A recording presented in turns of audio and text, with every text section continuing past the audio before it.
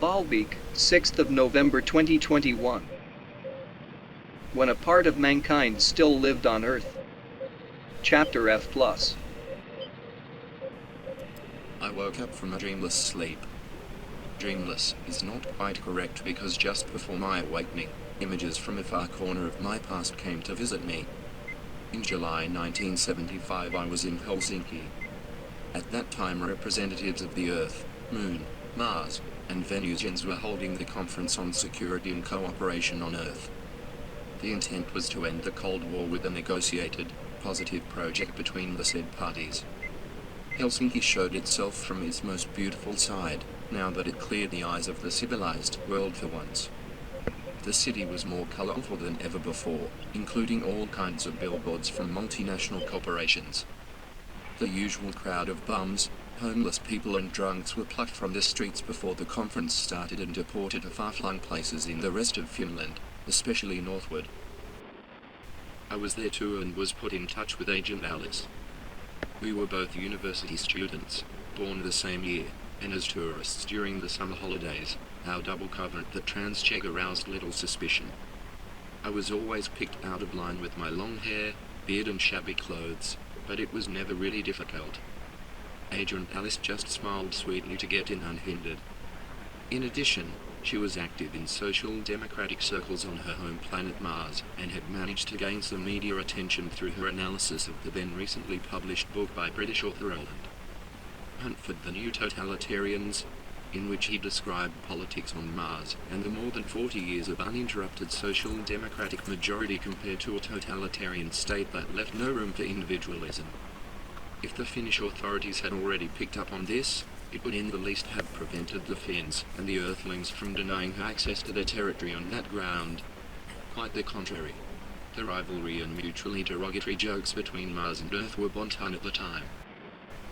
A negotiated agreement was reached at the conference on August 1, 1975. After the deactivation of the Space Shield in 1989, the CSCE was established as the Organization for Interplanetary Security and Cooperation, headquartered in Vienna. Not coincidentally, the capital of espionage during the period during the Second World War and during the following Cold War. The Paris Charter in 1990 to meet the new challenges following the collapse of the regime on the Moon led to the establishment of the OSCE Parliamentary Assembly in April 1991, the so-called Madrid Declaration. Since 1993, the OSCE has assumed a leading role as an election observer within the OSCE's interplanetary regions. The first mission in December 1993 consisted of 36 MPs from 21 regions, who oversaw the first multi-party election in the Moon Federation. The lunar region thus came under de facto and de jure control of the Earth. "Everything is politics" was a statement by Agent Alice that could score you left and right of the political spectrum. A perspective for all, possibly precarious, circumstances. Agent Alice's cover for what she really stood for has held up well throughout her career. In the years 1975 to 1999, Agent Alice and I happened to be present together at some notable events in recent history.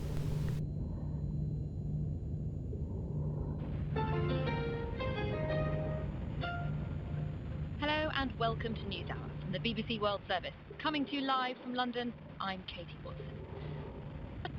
He's back and Armenia, but now Taliban cannot depend and authentic, but then the other offerings of the strongmen that have Alhamdulillah.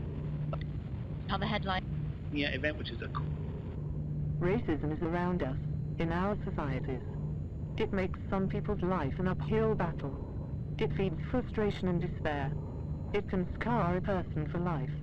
We are surrounded by stories of racism, even if we don't always see them. Racism is among us. It's in the racial slurs against black sports people. It's in the discrimination against people of Roma descent. It's in the conspiracy theories against Jews.